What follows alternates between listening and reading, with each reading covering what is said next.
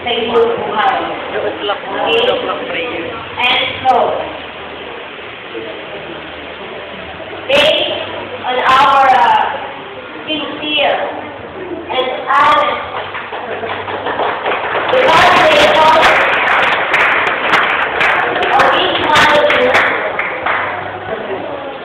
the lead alma mater of Nova Mission High School for the school year 2012-2013 is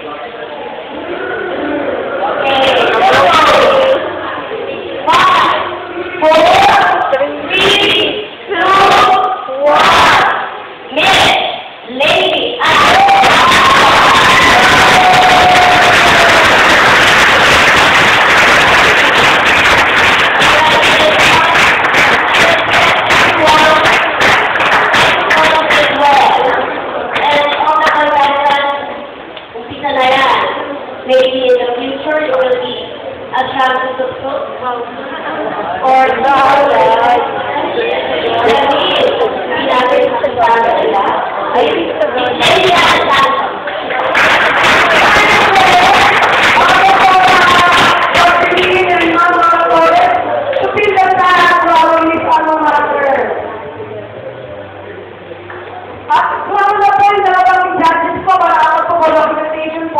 picture taking, picture.